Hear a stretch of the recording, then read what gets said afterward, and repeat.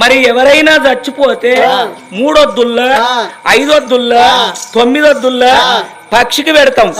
పచ్చికి పెట్టినాక కొంతమంది తెలివి కల్లోళ్ళు పెద్ద మనసులు అడుగుతారు, నిన్న మొన్న పచ్చికి పెట్టినరేమో కాకులు వచ్చినాయి బిడ్డ కాకి తిన్నదా అంటారు. ఈ కాకే ఎందుకు ముట్టన్నాయి అంటే దానికి ఒక అర్థం ఉన్నది. ఎందుకంటే కాకి ముడితే మన కర్మ తొలగిపోతుంది. కాకి ఎందుకు ముట్టన్నంటే పూర్వం లోపల రావణ బ్రహ్మ అంటే ఎవరో కాదు, బ్రహ్మదేవునికి మునిమనవడు, బ్రహ్మదేవుని కుమారుడు కశ్యబ్రహ్మ, కశ్యబ్రహ్మ కొడుకు విశ్వవాసు బ్రహ్మ, విశ్వవాసు బ్రహ్మ కొడుకు రావణ బ్రహ్మ.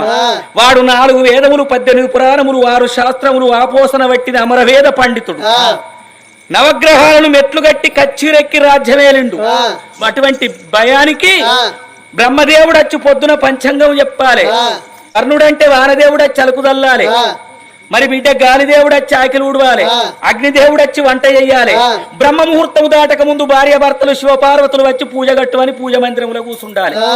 అగో అంతటి ఎల్లించుకున్న రావణ బ్రహ్మకు ఒకనాడు దుర్బుద్ధి ఉట్టి ఇలా యమధర్మరాజును ఓడిస్తారని గద పట్టుకొని గాత పెట్టుకుంటా పోతాడట.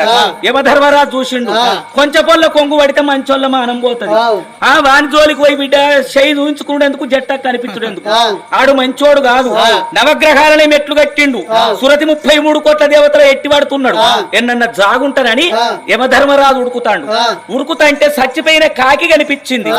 ఆ కాకి యొక్క శరీరము లోపల యమధర్మరాజు తలదాసుకున్నాడు.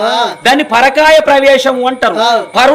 పరులు అంటే ఇతరులు, కాయము అంటే శరీరము. మరి దాన్ని పరకాయ విద్య వచ్చినోడైతేనే అట్లా ప్రవేశించగలుగుతాడు. కాకి కడపలో వచ్చి యమధర్మరాజు జాగున్నాడు. మరి రావణ సూర్యుడు యమపురి పట్టం అంతా తిరిగిండు గాని యమధర్మరాజు కనిపించలే. పిరికి బంద కుమ్మరి పిల్ల మట్టికి రాదా, ఇయ్యల్ల కాకపోతే రేపు బయటికి రాదా, విధి అనాడు కాకుండా చంద్రుడు తది అనాడైనా తనకు తాను బయటకు వస్తాడు, దొరకకపోతాడా ఏడికి పోతాడని వాడు వెనకకు మరి లంకకు వేయండు.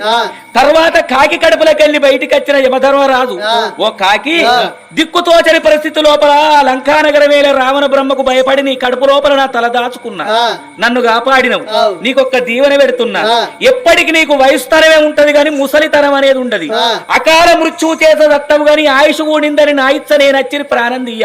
అకాల మృత్యు అంటే ఓ కరెంటు తీగ వినాలితే షాక్ కొట్టు, ఎవడన్నా కట్టెబెట్టి దెబ్బ కొడతాను, గప్పుడొచ్చి నీ ప్రాణం తీస్తగాని నా ఇచ్చ నేను నీ ఆయుష్ కూడిందని వచ్చి ప్రాణం తీయ. కలియుగం ఇంకా పుట్ట పంత ఉన్నది, పెరగ పంత ఉన్నది, ఉప్పు పప్పు చోట ఉడక పంత ఉన్నది. ఏ తల్లిదండ్రి చచ్చిపోతే కన్న కొడుకులు అయ్యవ్వకి అగ్గిపెట్టి 3 వద్దుల్లో 5 వద్దుల్లో 11 వద్దుల్లో 9 వద్దుల్లో పచ్చికి పెడితే కాకి గిట్టచ్చి తిన్నదనుకో చక్కగా అటువంటి వాని జీవి స్వర్గం పోవాలి, నరకం రావద్దని దీవెన పెట్టిండు యమధర్మరాజు.